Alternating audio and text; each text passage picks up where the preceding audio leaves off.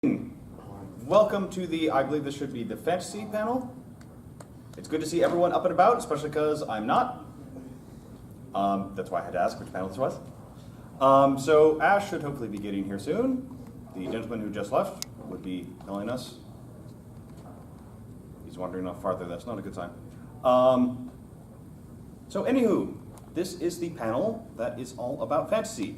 My name is Fugue. I am an occasional editor, but more frequent, occasional writer, more frequent editor. I work primarily with Wolf Press. I've edited, copy edited, done all of that sort of stuff for a number of their volumes. And this is the panel where we're going to talk all about fantasy and the different kinds of fantasy. A little bit after this panel is the science fiction panel. We'll talk all about different kinds of science fiction and all that kind of good stuff. So I suppose I should start with the cardinal rule of writing fantasy, which is, in fantasy, you must still have rules. If you're gonna have magic, the magic still has to follow rules. You are not allowed to break your own rules. Don't do that. Yes, it's based on magic or whatever have you. You can have dragons and whatnot. They should still follow rules. And a lot of people like to think, oh, it's just like Lord of the Rings, right? That you can have Gandalf do all these different things. It doesn't matter. No, because if you read enough of Lord of the Rings, you know there are very specific restrictions on what Gandalf can and cannot do. The reason why he could face off against the Balrog and basically come to a near victory in that is explained, if you want to read the entire Silmarillion, in there. So yeah, fantasy does still need to have its rules. The fun part is you get to make up what those rules get to be. You just have to follow the rules you laid out. Okay? I suppose I should talk a little bit about there are vastly different types of fantasy. It is one genre that breaks down into probably about 24 different subgenres, all of which have their own styles and unique things that go on about them. A couple of common ones are, you have high fantasy. High fantasy is the story, the epic quest of the king, queen, prince, princess, duke, what have you, typically noble-born person having to go and do some good in the world, that kind of thing.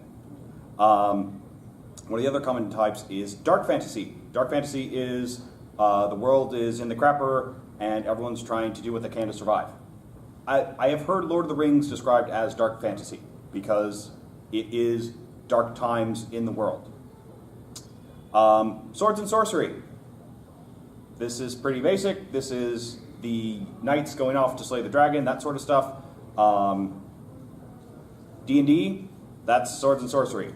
Dragonlance, swords and sorcery. All that kind of stuff, swords and sorcery. More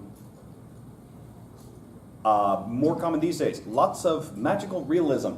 That is stories that are set, roughly speaking, in the modern era, but there are magical elements that are trickling into the story itself. You have urban fantasy, which tends to be a little bit like this, but tends to, this is things like the Dresden Files. People are familiar with Dresden Files out there? Woo, some people are. Too people, that's not good. These stories tend to be about, Harry Potter. More people are familiar with Harry Potter. Harry Potter could loosely be described as urban fantasy, but not so much just because it's not set in an urban center. But urban fantasy tends to be about how there is our world, the real world, and there is the magical world.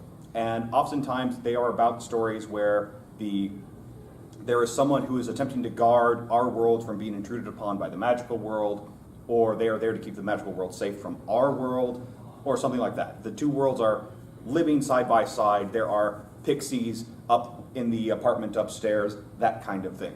And again, it's often set in urban areas, which is part of the reason why Harry Potter kind of doesn't quite qualify for that title. But you kind of get the idea. I mean, the scenes in Harry Potter where they're at Diagon Alley, where they're in London, but in the magical part of London, that kind of is some of the vibe you get from urban fantasy and that sort of thing. I think that's some of the major genres, unless someone has another one that I'm utterly forgetting at the moment. Yeah. I mean, I've listed off, I think, 6 right now. That's scratching the surface of the different types of fantasy that are out there. Is that a question? Yeah, a thought. I'm remembering someone mentioning something like science fantasy. Yes. So science fantasy is kind of that blend between science fiction and fantasy. So it's you're out in space, but you have magic. Yeah. Lots of Marvel counts as science fantasy, right? It's science fiction in the trappings, but the explanation is it's magic, right? Yeah. That kind of thing. That's interesting to write because you're trying to balance the rules of science fiction with the rules of fantasy. And again, that's one of those places where knowing what the rules of your fantasy world are critically important. Shadowrun is against someone. Shadowrun, yes, that would be a perfect example of it. Warhammer 40K. Yep. Do we have any questions as of yet? Oh, I think you could also talk about low fantasy as being kind of the converse of high fantasy. So high fantasy, the primary trapping of high fantasy is you are talking about the kings and queens, right? You're talking about the nobility. Low fantasy is you're talking about someone who is kind of down on their luck, not doing too well in the world, and their encounters with the magical world. And I realized this because I was trying to go through my mind of the Sofa Wolf collection of books and think, what do we have in there that's fantasy? And my mind immediately jumped to The Blood Jaguar. If you have not read it, Blood Jaguar is kind of a whimsical adventure story set in a world of animals. The main character in this fantasy epic the character who is destined to save the world is a stoner. Right? Oh, man. Low fantasy, that is a great example of it. You may want to mention post-apocalyptic fantasy as well. I don't know it well enough to describe it too much. Sure. Wheel of Time series, for example. Okay. That's again a thing I don't know well enough to describe too well, I'm afraid. Actually, I thinking about the high and low fantasy, I always had a different thought about it. I thought high fantasy fell under the realms of magic is freaking everywhere, and high density settings, while low fantasy magic is super uncommon and only certain people have it, or they're very hard to find. I heard that. I think the definitions and where you cut off this genre versus another genre tends to be some of that. Yeah, there's nothing terribly precise about the genre demarcations. Like I mentioned, Harry Potter, possibly urban fantasy, because you can look at it some ways, and if you squint real hard, yeah, it's urban fantasy. Yeah. Yes. Now, can you also include different genres like steampunk or cyberpunk or dieselpunk? Sure. Those in fantasy? Right. Like, there are ways to think of genre. You have genre aesthetic, and most of the various punk settings are aesthetic more so than they are genre. This is especially true of steampunk. This is especially true of diesel punk, and in that kind of vein. Less true of cyberpunk, because cyberpunk tends to start being you need to have certain things in your story plot-wise, as opposed to things in your story description-wise. Although we'll probably talk about that more in the science fiction panel, because that's where cyberpunk in particular will come up. But something that tends to be in the various punk settings tends to be some aspect of the world is controlled by, the mega corporations kind of thing. That's a common element of cyberpunk. But there's also like the common person is struggling against the societal machine is a common aspect of punk stories. But it tends to be less so in steampunk and diesel punk because it's giant gears and robots. How can you go wrong, right? The airships. And airships. Oh yes, the airships. Woo. So talking a little bit about genre is in part talking about what do you expect your reader to get out of a story.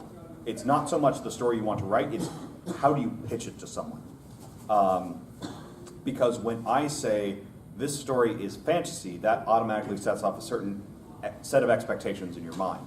Or if I say, well, no, this is high fantasy, that sets off a certain set of expectations that are very different from if I say, oh, this is dark fantasy, which sets off its own set of expectations. So for example, again, I'll go back to the Sopholf table because, hey, I work at Sopholf, I know the books fairly well. Blood Jaguar, whimsical, adventurous, low fantasy. That sets off a certain set of expectations. On the other hand, I point to God of Clay, which is epic, dark fantasy, right?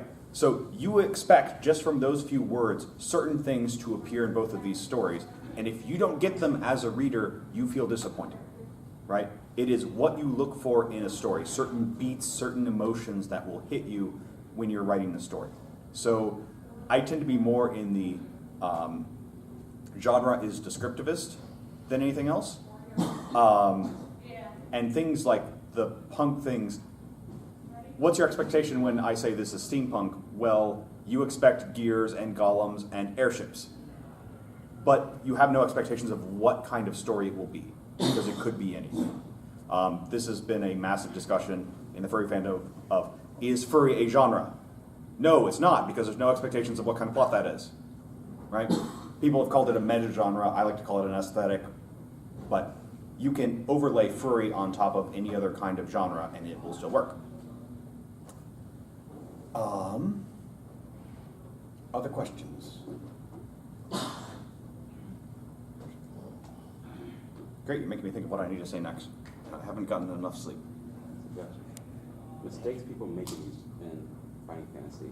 Mistakes people make when writing fantasy. So I mentioned the big one already, and the big one is not following the rules, or worse yet, not telling the reader what the rules are. Now, you don't have to be something like Death Note, where you tell the reader exactly damn well what the rules are and everyone will follow them. This is the word of God, right?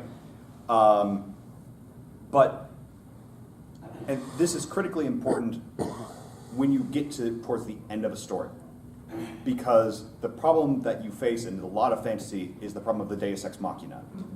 I am just going to insert a bit of magic here to get my characters out of the impossible situation that they're stuck in.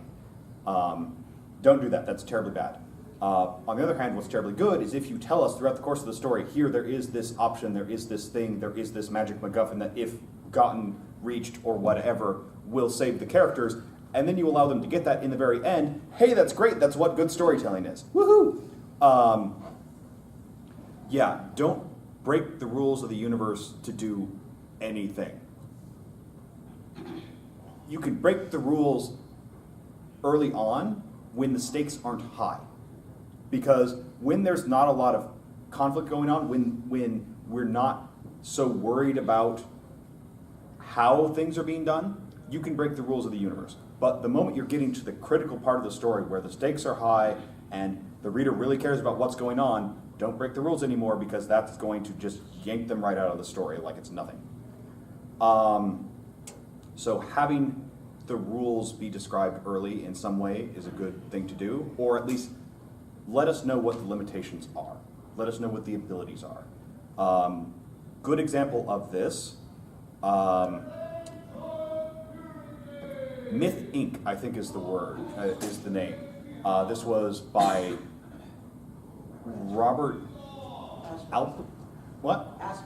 Aspirin, thank you. The way they defeat the villain at the end of the book, sorry I'm spoiling it for everyone, is that the hero lights him on fire. Because one of the wizard's first tricks is you learn how to light something on fire. And one of the things that the character is taught right at the start of the movie is, be careful of fire. You can get through a lot, but fire friggin' hurts. Right? So at the end of the book, how does he defeat this near ultimately powered sorcerer? Tricks him into lighting him into getting lit on fire. Because even the great sorcerer, we have been told, is scared of fire because fire friggin' hurts. Right? It was set up in like the training montage that we know this is going to be something important. Hi. Hi. Sorry, I was doing this thing called breakfast, which apparently I don't normally do. Because yesterday I went 36 hours without food, and my staff dragged me out of the convention center. Good for them. I know.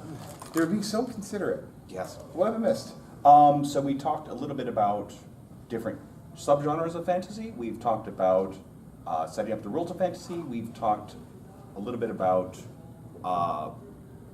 So the normal first 10 minutes. The normal first 10 minutes. We haven't gotten too crazy into things yet. Okay, so for everybody who's here, and there's actually more of you than I calculated would be, minus the person who walked in with me, I am, you count, just not really.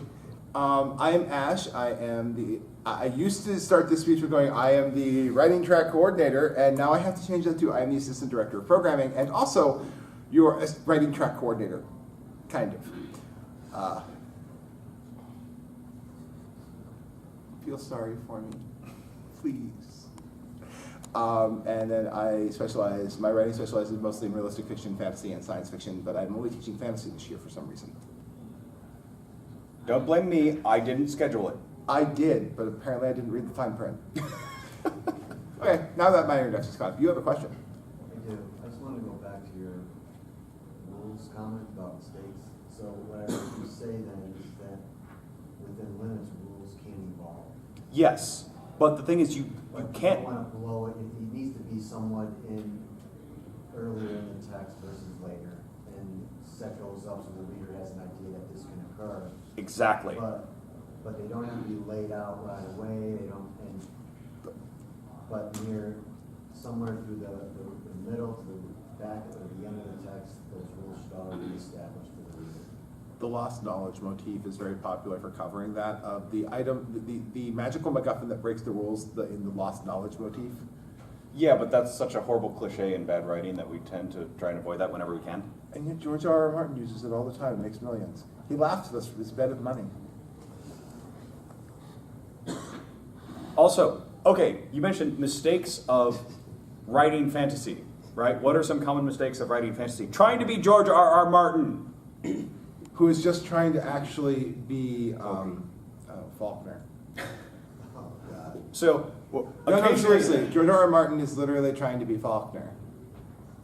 Read As I Lay Dying, then read A Song of Ice and Fire. It's the same goddamn story.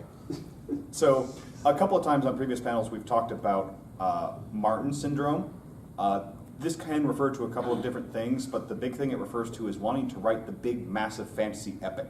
Writing the story with all of the characters and all of the events and all of the plot and all of the blah. And then wanting to go up to Sofa Wolf or Fur Planet or Rabbit Valley and say, I have this 8-book series. Won't you sell it, please? We will tell you, as we represent two of the publishers. Yes. The Math Mammal works for Sofa Wolf, and I contract with Fur Planet, and Kieran and Fuzz are very good friends. We will laugh at your faces, and then we will laugh even more behind your back.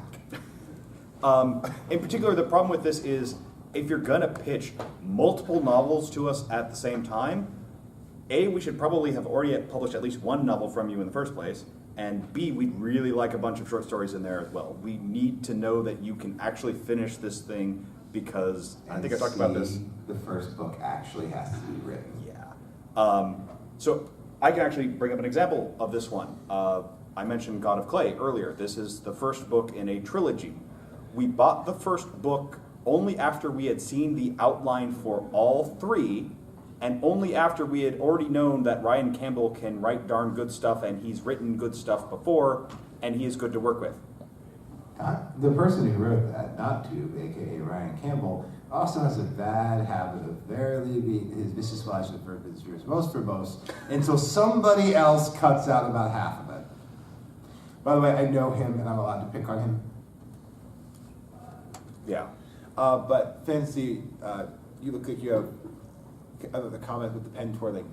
Oh, no, I'm just thinking. So fantasy conventions that where do you want to go to next? Bad fantasy conventions, good fantasy conventions, things that you really shouldn't do, popular tropes that are becoming unpopular. I've actually researched for this panel this year. Then take it away, man. Oh wow. Oh, wait a minute. We got a question. Yes. I'd like to hear the popular tropes that are becoming unpopular. Oh, good. Well, this is very simple. Dragons are actually moving off the popularity.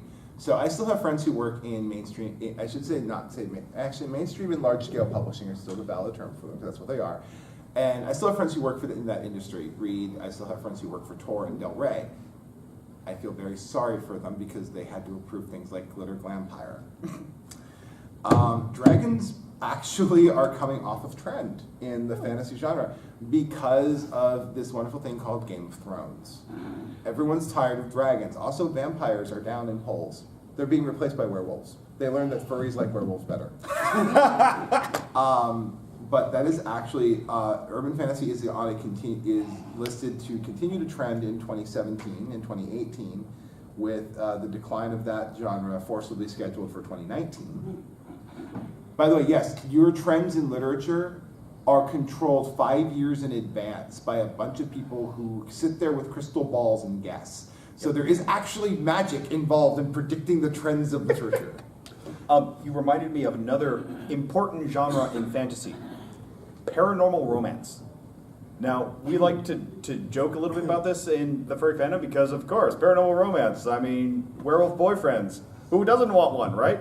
But this is a massive, massive genre within more so, I think, romance than it is considered fantasy, but it's certainly the blending of those two genres. It is huge. Go to the local used bookstore. It will probably be the largest section in there. So there is a wonderful non-furry published collection of stories that comes out annually. And the only reason I know about this is Giannis is in volumes 1, 2, 4, 5, 7, and I think 9. It is called Beast Within. And one of them was actually themed with romance. And it is, hey, who wants a werewolf boyfriend? Yeah, the girlfriend slips him the special Mickey to turn him into a werewolf just so she can do the knot. I shouldn't have said that this early. Not the adult panel. Sorry! Are there children in the room? No one's going to safe to it at this point. I'd have to punish myself. But actually, yeah, the mainstream publishing has picked up a lot on the idea of furries and not realizing that it's furries. Right. Yeah, Disney, hi. But that is a big point, is urban fantasy is this whole other set of rules. So tropes that are going away, definitely dragons are scheduled to be diminished because people are tired of them. Long epic fantasies, you notice that there's fewer and fewer of them coming out into the presses is because most publishers don't want to make the commitment to that, because by the time you're done writing page 25,000 of your series, your readers have moved on. They're niche markets.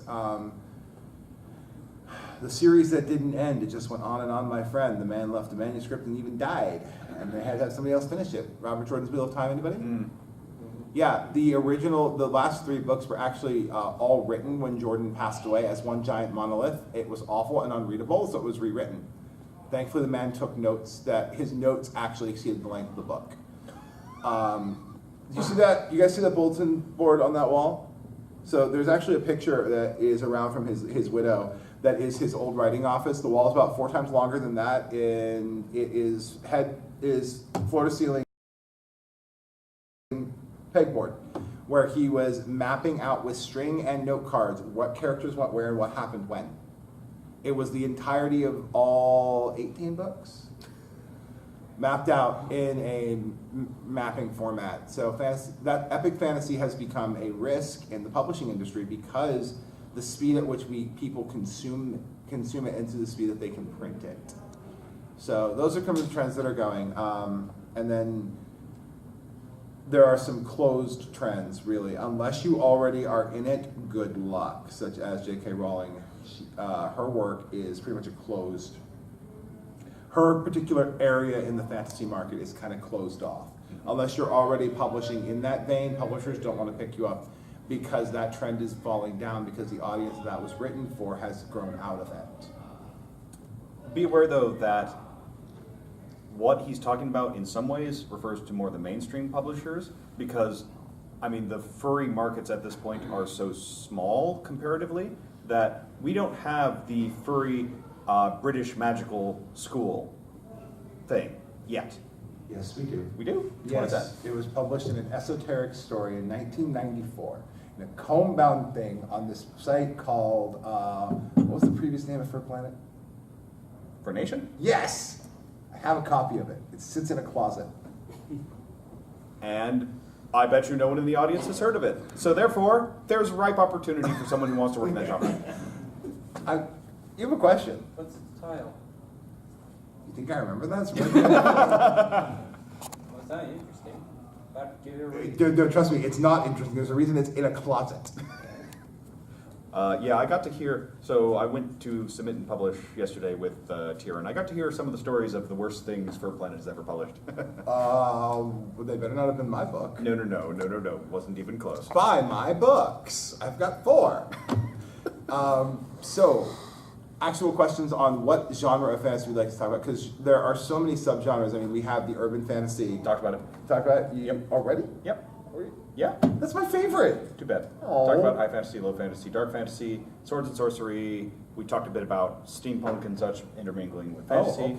Oh, okay. And you talked about the rules of all of them? In brief. The fact that, okay, well, we can, well, I guess we're gonna have to answer the questions for a while. Yeah, we might. Okay. You, in the back, you interest me. I'm sorry, I just had a genre that I don't think you listed. Which one? Science fantasy, like Mentioned it. Swanwick's books.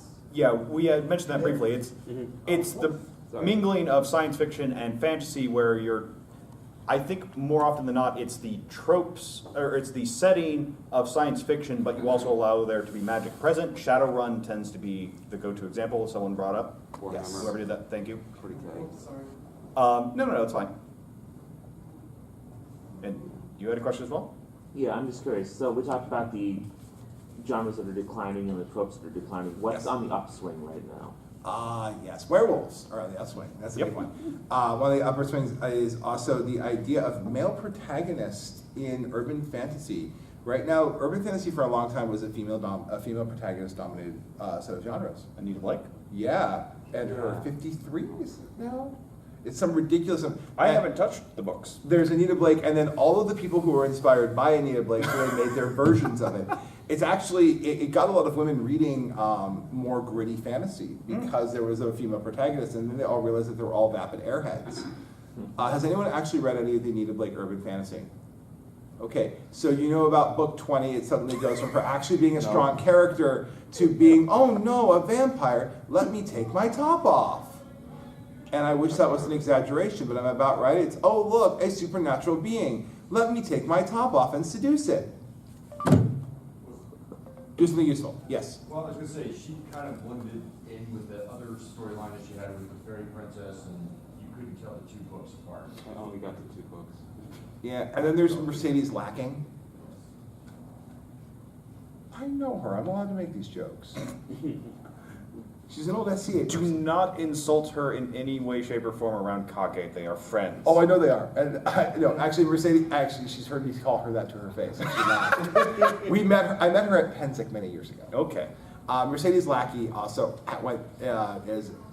she still can, basically she can walk up to a publisher with a lampshade and they consider that a valid pitch. Yep. And she gets her book. Yep. But what's on the upswing? More male protagonists, actually darker, grittier urban fantasy, and dark fantasy is becoming a trend. They want, the world should not end with a happy ending. The idea of the happy ending is kind of going down for a while. People want messy, realistic endings where things aren't resolved in a neat little bow and good doesn't win. So those are some of the trends that are going on in major fantasy is they want to make them slightly darker. Children's accessible fantasy is... Oh, young adults. Young adult fantasy is coming up. Children's is gone down. But young adult is back in the rise. Actually, the whole rise of the young adult age bracket literature is a huge thing. Yep. And in fact, that's probably something that I think Fur Planet at least would probably like to see a little more of. No, a certain editor at Fur Planet would like to see a little more of. Oh, yeah. We can discuss that later when I'm not Okay. on the microphone and on a camera.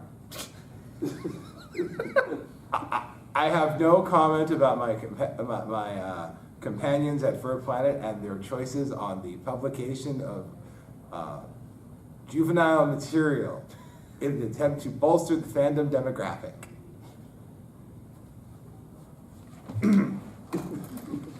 But yes, those are some of the things that are slated. The trends for what they're coming up are more amorphous because they're trying to shape. They're literally loading the bazooka and shooting it at the wall that is all of your reading habits, and doing market analytics, and they're going to see what sticks and then steal it. Yep. Yes. And like a classic example of this, if you went back a couple of years, there were a pair of women, I think, who started writing the monster erotica genre on Amazon. Yes. And within about 2 years, it exploded. Everyone was writing in that. Everyone was getting published in that. It was a massive demographic of Amazon. And then it kind of keeled off a little bit more. It's not as popular anymore, unless you're Chuck Tingle, which is its own thing. Yeah. Actually, J.K. Rowling was not the first to write the series and the age bracket she wrote. There were several other authors. Artemis Fowl series actually was started before her, but it gained no traction. All of a sudden, this British woman rolls up with her 7-book epic, and both of them take off, but it's a reactionary thing. So that's one of the designs of trends. One of the problems with trends in fantasy writing is if you're the first one doing it, everyone's going to ignore you. You got to be like number 4. Yeah. We have a question over here. You said that big epics are bad. How many books in a series would be considered too big? More than one. At least The if you have no publishing history in books, more than one probably not so good. Like again, we took God of Clay. We said, okay, we will publish this trilogy of books because we knew Ryan Campbell could write, and he already had a full book plus the outline of the other 2 that he would show us. So the problem with fantasy, and fantasy seems to be the genre where a lot of writers want to start because they get to use their imagination, and they write these long, elaborate works. I'm going to burst your bubble. Your story is not original, your story is not unique, and your epic is going to sound like everyone else's epic because the editor is going to read the first chapter and be able to sit there and tell you the ending. And you are going to look at them like they're psychic and they have a crystal ball. It's because, no, your first fantasy series you're going to write is the same as everyone else's that's ever been written. Because fantasy stories are predictable. And that is one of the reasons they still sell and are popular. Fantasy is predictable. And that's why large fantasy epics are a terrible thing to attempt as your first book. By the way, piece of advice for submitting and publishing: do not send us your story and say it will be just like the furry Lord of the Rings. I say this in particular because I am an academic and I like J.R.R. Tolkien as a fellow academic. He was one of the world's greatest living scholars on Beowulf. You want to be like him? Good luck. I'm not going to argue this, but if you go to the University of Pittsburgh into their reserved library section, you can see the handwritten letters between him and C.S. Lewis, written in Elvish, Anglo-Saxon, and Proto-Gaelic. All of which are languages I know. I'm a dork. So am I, but just in a different area. No, I have a math degree too. Do you have a PhD in it? No, but I do have a master's. I have a PhD. Suck it. Later. Back up. In regards to trends and rules and all of that, are they different or do they change currently in non-purely written, like comics, graphic novels, or short films? Those markets are actually controlled by their own specific things. Graphic novels tend to be far more slow to adjust trend because of the print times and the cycles for getting that done. And I'm sorry I'm stomping all over you. No. It's mostly what we're here to talk about is actually published literature, but the graphic novel side of things, they have a much larger trend set because of their turnaround times. Most graphic novels are submitted 2 to 3 years prior to their actual printing. Mostly because layout for those things, the amount of ink and the amount of fussiness that happens in a graphic novel is much higher than typography. It's kind of the reverse in the furry fandom. Yeah. Our graphic novels tend to be published at a much quicker pace than novels. Novel turnaround time at Soft Wolf tends to be about 1.5 years. It's a little faster at Fur Planet, but 6 not necessarily by days. much. 6 days. No. I mean, if it actually does get published all the way. 6 days. We did Fang in 6 days. Shush you but yeah, with the advantage typically with graphic novels in the furry fandom is that we have our printer, so the big thing we have to do is just make certain everything comes out right. The artist will already send it to us, mostly formatted. That's actually one of the advantages in small press is that you're that it's so much. You don't have the issues with having to set up custom printing plates and so many more. There are so many different things for mass production and costs associated with mass production of graphic novels. But yet small presses are like, yeah, we can do this, no problem. Yep. There's that weird inversion that, of course, the large publishers hate. So, fantasy questions, come on. Anything. Complex, make it hard. I was playing writing fantasy where these characters were living in this village that was founded because everyone was going off to slay the dragon, that's going to be a griffin. And they hadn't actually gone to slay them because the mountain is so harsh, pretty much because everyone was trying to go. And like centuries have passed, would people, my father was arguing this, would people in the town still be training people to slay the griffins even though no one's actually been able to slay one, but you do see them flying overhead from time to time? Okay, I'm going to teach you a very important trick, and this is something that everyone should learn. Your story needs to, there's this thing called the elevator pitch, and two editors sitting here are going to teach you the joy of the elevator pitch. This is something you should all learn, and it comes for every genre. Yep. You need to be able to describe your story in exactly one sentence, or approximately, yeah, it's one sentence. Because your story can fundamentally be boiled down to one sentence. And what that does for you is two things. One, we don't lose interest in what you're saying. And two, we can tell you if it's original or not with that one sentence. And I'm not saying this to be critical, and I appreciate your story description, but I'm going to try and help you with pitching. Is your story is essentially you have a you have a generational vendetta against griffins where they're training to beat them and fight them. That's about right. Yeah. Summary distinction. Summarize your story. So that's an interesting concept, and actually something that, while done often enough, Dragonheart. Yep. We're just naming things that have done similar veins for you to give you an idea of.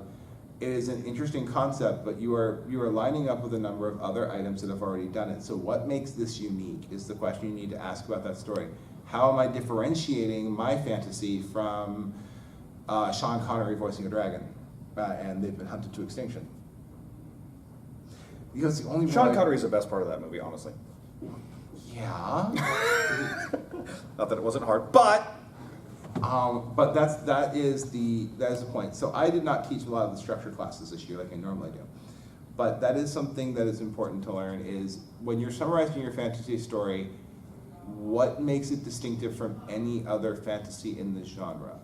So authors have achieved this in fantasy. Robert Jordan achieved it by changing the way his magic system worked and making it distinct to his world, therefore introducing a complexity by that and making it that magic was not the cure-all because the magical penalties were easily defined and scalable. Terry Goodkind screwed this up horribly with inconsistent application of rules and logic. Anyone read Sword of Truth? Do people read anymore? yes. Really? Yes. Nobody ever reads what I tell them. Yes, but that's because you are old and they are young. You're older than I am. No, we actually do get along. This is just for fun. Well, yes, it's like, I mean, at the science fiction panel, almost certainly, because I think it's going to be Rob and I. Yeah, not me. We're going to be mentioning Babylon 5. Almost certainly. But I betcha the None number of of you people have in the seen audience it. who have actually seen Babylon 5 is pretty low just because it was on in the 90s. You have. Oh, yeah. Because you can actually quote episodes with me. So this is the point, though. Series myself. Well, I would love to see the original run. So, so Sword of Truth, which is a Terry Goodkind, is a 28 book epic. This is where we get into epics, and around book 4, it falls apart. Yep. It loses its internal consistency. So this is a good point for fantasy.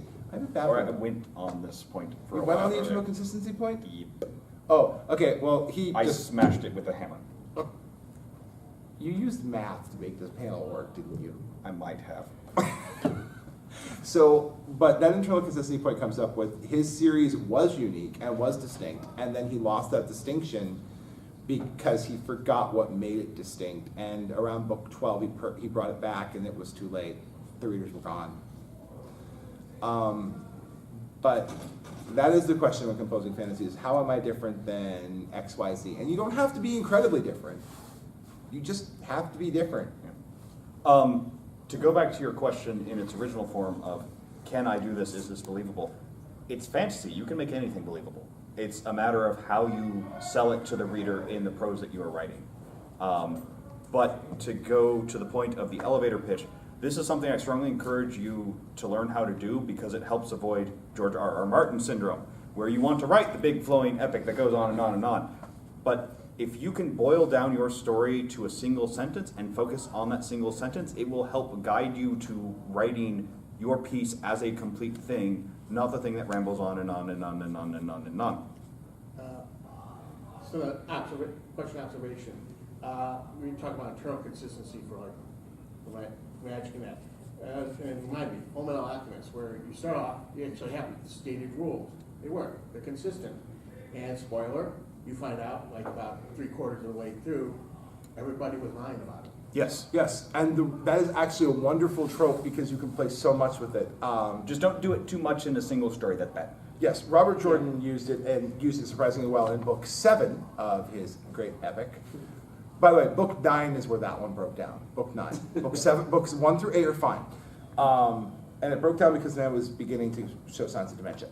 So it wasn't his fault. But yes, the everybody is lying is a wonderful routine. Is the Philosopher's Stone, for Full Metal Alchemist, Philosopher's Stone gives you unlimited power without the rules.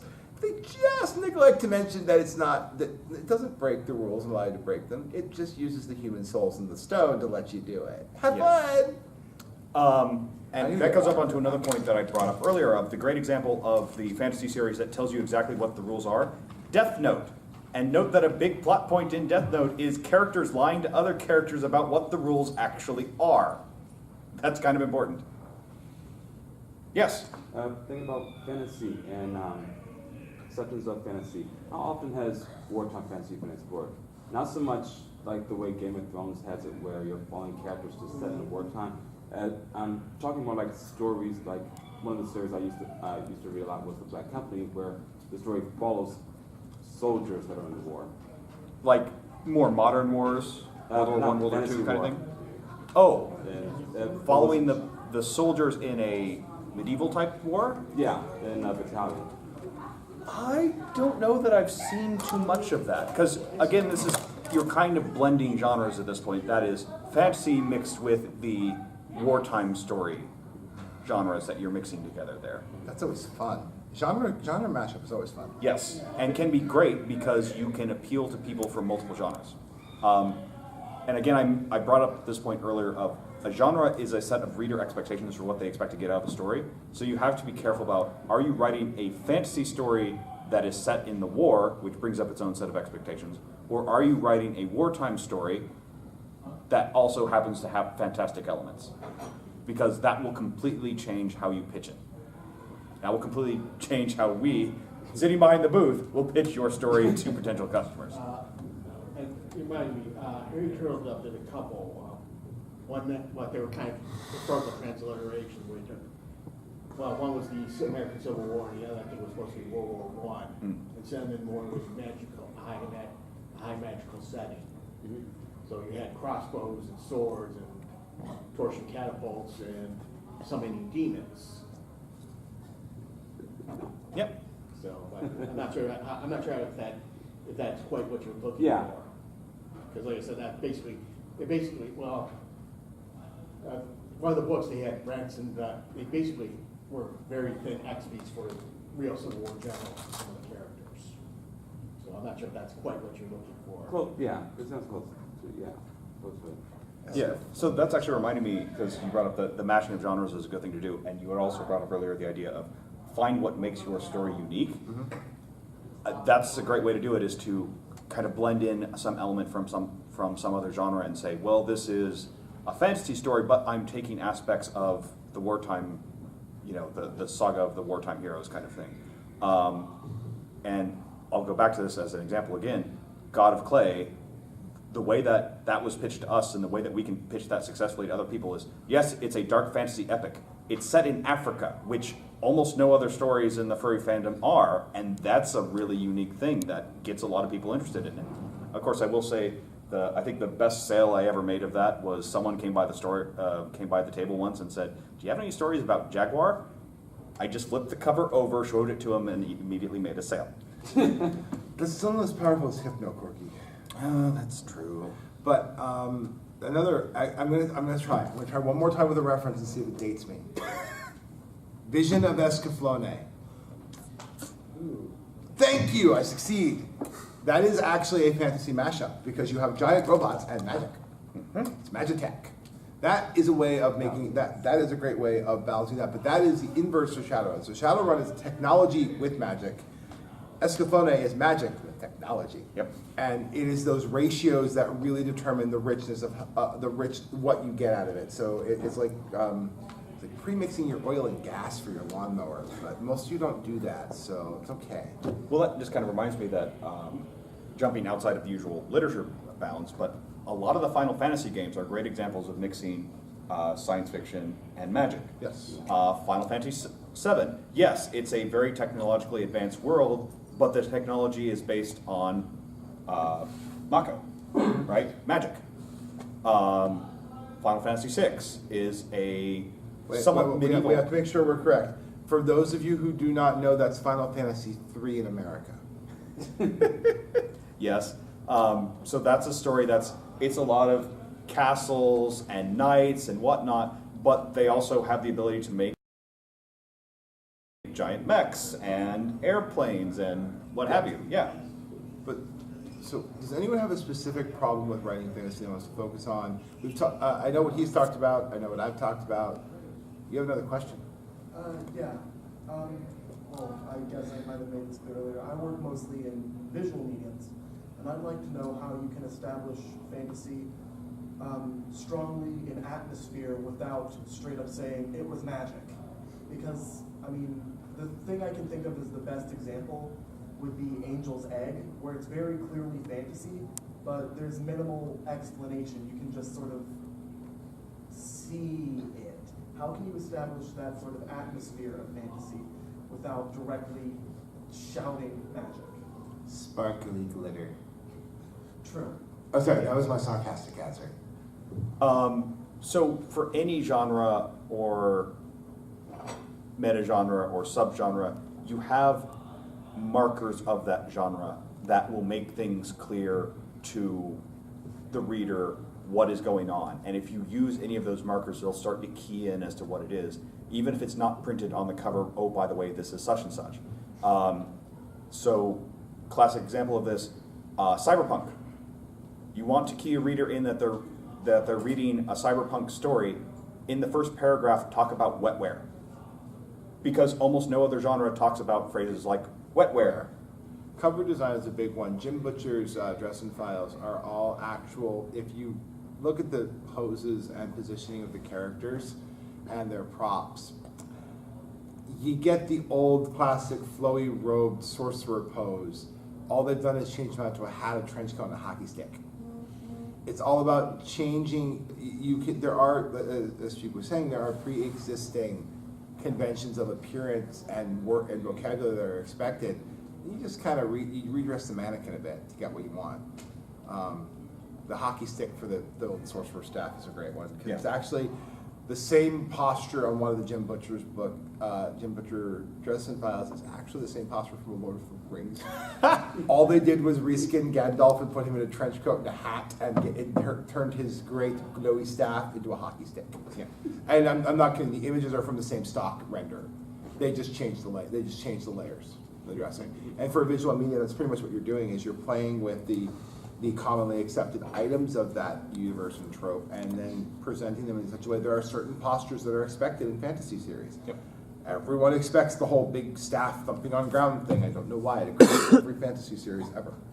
The you shall not pass routine. Yeah, and this is an important point that in visual mediums as well as novels, you kind of have a leg up here because you have the cover, you have the back cover blurb, which is gonna spoil the genre most of the time. It's already gonna tell the reader, hey, you're reading this type of thing. Webcomics, not so much, because you don't tend to have that as much. Also in short stories, this applies to everyone. Short stories, you are typically not given an illustration, you're typically not given a blurb, so you have to spoil for the reader what genre they're reading on the first page. Yes. Like if you're writing a cyberpunk short story, load it up front with a bunch of cyberpunk terminology in the first damn paragraph. So actually, this brings us to a good point for writing short fantasy works. This is actually very hard, and many people attempt. Yes. Is this an hour and a half or an hour panel? This is an hour panel. Are we over? No, we got 10 minutes. All right. Sorry. Fantasy is a genre that does not lend itself to the short story. Fantasy and science fiction, well, science fiction is easier to work with this on. Fantasy is designed for the novel length, so we are talking 75,000 plus words, which you think sounds like a lot. It's really not. You can ask the two gentlemen sitting on the second row center just how long 10,000 words really is, and then they can tell you it's nothing. Because it goes like that. And 75,000 words, that's why fantasy epics are usually by Tor and all of them 135,000 to 400,000. Yep. Because there's so much to fit in there because the world is so unrelatable. If you are attempting, now urban fantasy allows you to do the short story because you don't have to do as much establishment because the world exists. You can start working right away. Yep. This came out when you were discussing short stories and illustrations.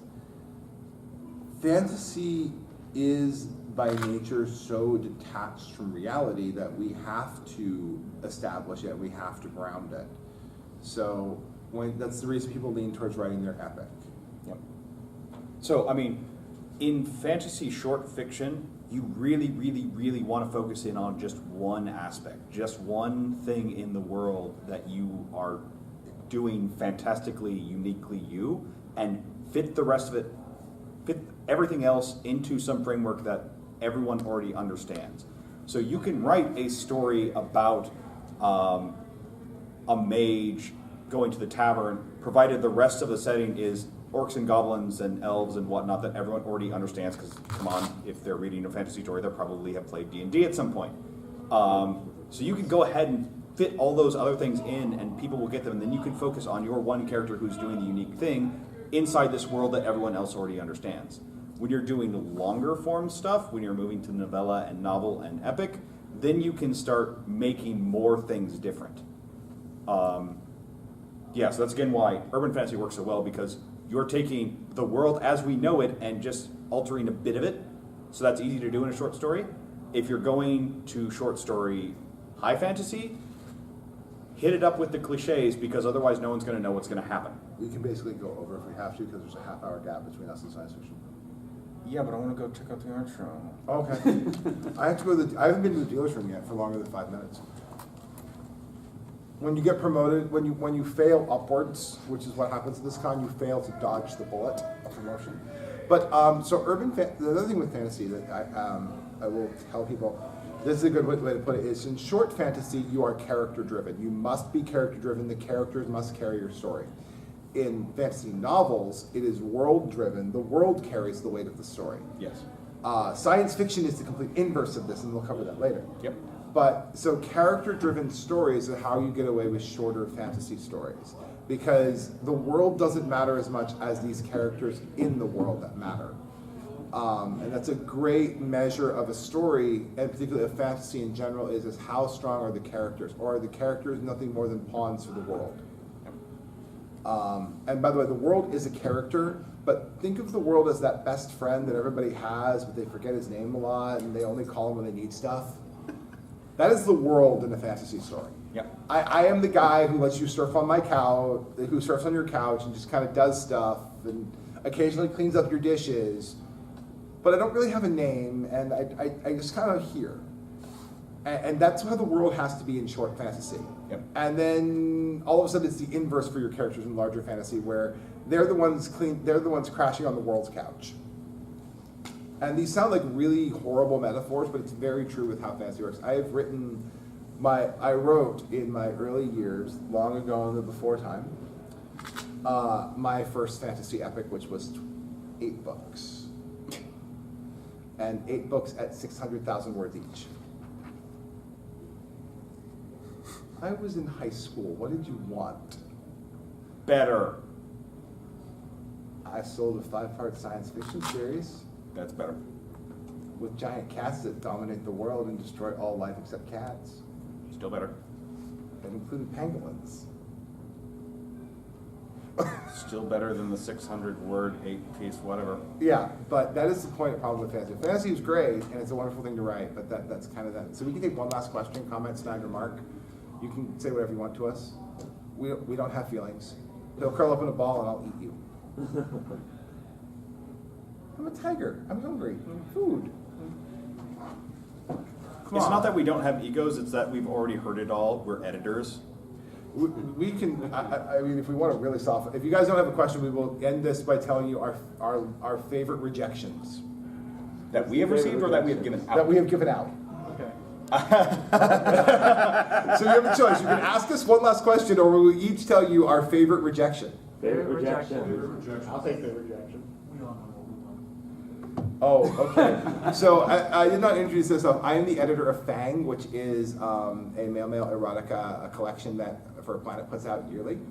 I have done volumes 5, 6, and 7. 2 of my authors are sitting in the center row. One of them is sitting over there.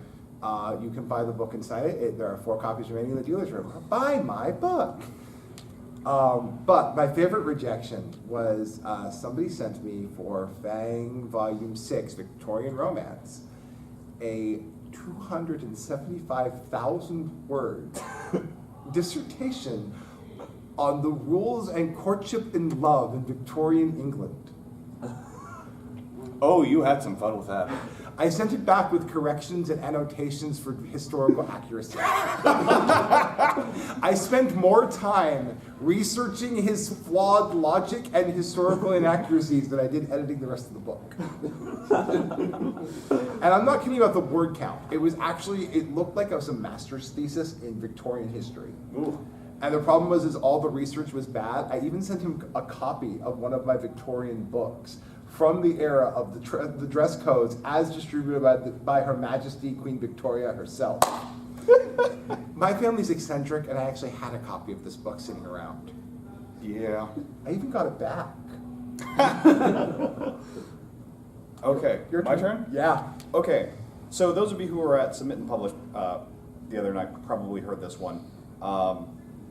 So I mentioned that when you give critique, when you give feedback to other authors, you must use the sandwich method, which is, yes, you can critique and say what is bad, but always sandwich the bad between 2 things that are good. I liked this, but you know, it was okay with these parts. These kinds of things are important. Otherwise, you know, curmudgeons like us up here will do nothing but tear things to shreds. We can and will do that. I never sandwiched my critiques. You're bad then. So this is what we try and do at Sofa Wolf. When we send a rejection, we do try and offer critique of why we did not accept a thing. And to use a sandwich method to say, okay, we like this, but here are the problems and why we did not accept it, but here is something good for you to leave on, so that they feel better about the critique that we're giving them. We had one story that went through one of the slush piles. One of the reviews of it was a paragraph or 2 describing everything that was wrong in the story. The characters were wooden, there was no plot, there was no conflict, there was no world building. Every character is male, why is every character male? On and on and on like this for multiple paragraphs. The rejection letter was a form letter because we couldn't think of anything good to say about the story. I think I know who you're talking about. I'm not certain you do, but I hear a lot of these rejections. No, I'm sorry. I have a different. We have one other point, and this is a submit and publish. Did you guys make the point of that the publishers all know each other and we all talk? yes. Okay. Multiple times. Have you all heard this speech? So I'm going to give it to you now if you haven't. Okay. Fur Planet and Sofa Wolf and Rabbit Valley to a lesser extent, but still, all of the editors are at the drinking buddy level with each other. Mm-hmm. All of the Even owners those who don't drink. Yeah, the owners and the editors are all at the drinking level with each other. We all know each other. We all work for each other and with each other. If you piss one of us off, you're never getting published. Yeah. I was chatting with Tyrion, one of the owners of Fur Planet, last night, and I mentioned to him exactly who was one of the people that we will probably not work with again because they did bad things. Yes, one of the other things is if you go to Fur Planet, I want you to publish my book. Well, that's if Sofa Wolf rejects it. I figure you'll be a great second choice. Someone did this. Yep. Not realizing they were talking to Fuzz Wolf, the owner of Fur Planet. Doing that will result in, we will ridicule you for the next decade. But Which you're I all think is very, exactly what happened. I think we're at year 8 Ah, okay. with him. But, so, did you learn anything interesting from us? Yes. Woohoo! Awesome. Then we did our job. Then you have to go to the art show. Yeah. It's 11 o'clock on the dot. Yep. And I want to hit the dealer's room. And we'll be back in about half an hour to talk about science fiction. Science friction. Woo! No, science